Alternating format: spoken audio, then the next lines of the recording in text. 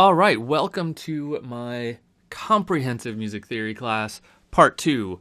So, as you may have noticed from the opening lecture, I don't need to repeat myself there, but this is the second part. And by that, I mean the second class. The first part was basically all about how to read music and how to read notated music. So, either you took that and now you're in this class and following up, and we're going to talk about how to make and use major scales and the circle of fifths. So we're going to devote this whole class to that because this is really, really fundamental to how music theory works. Now, in that first class, I went through, I did a video about the tools I'm going to use.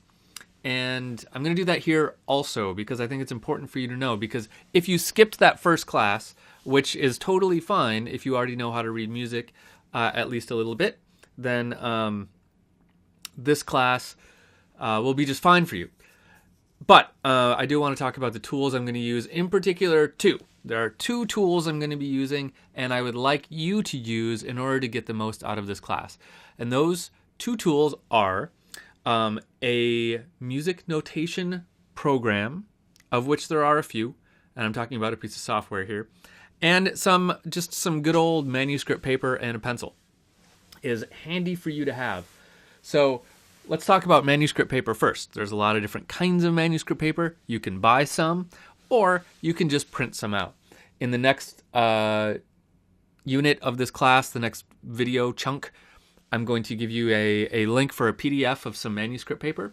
You can just print off a couple copies of this, have it handy so you can scribble out some notes while you're thinking of how this stuff works. Trust me, it'll be handy. So just print out, maybe 10 copies of this and have it as just kind of, a notepad, because you'll be glad that you did. Okay, now let's talk about software. There's a bunch of different kinds of music notation software, and that means programs like this one where you can, let me just set up a new blank thing here. Let's do a treble clef. Finish. Okay. Programs where you can, write music in them and it will play it back for you. So we can do this.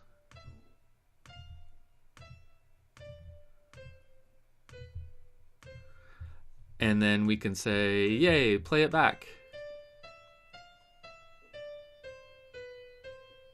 Neat, right? These are called music notation programs. There are two big ones on the market right now. One is called Finale and one is called Sibelius. Now, if you want to hear my whole kind of dissertation on those two, jump back to the part 1 of this class on reading music, and I'll tell you kind of the nuts and bolts of those. But here's the main thing. Finale is pretty hard to learn, a lot of people say. Sibelius is also hard to learn, and both of them are fairly expensive. There's a third option right now, which is called MuseScore. That's the one I'm using here. This is a free program, and it works darn impressively. So I am recommending that you download and install MuseScore on your computer. It's a totally free program. I don't have anything to do with this program, so I don't get any kickback from them or any endorsement. I just think that it's a really good program. If you're making professional scores that you're going to give to an orchestra, to be totally honest, I use Finale for that. But for our purposes here, MuseScore will be just fine.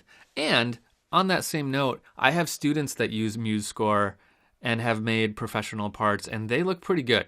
So, MuseScore's come a long way, and I've been really impressed with it.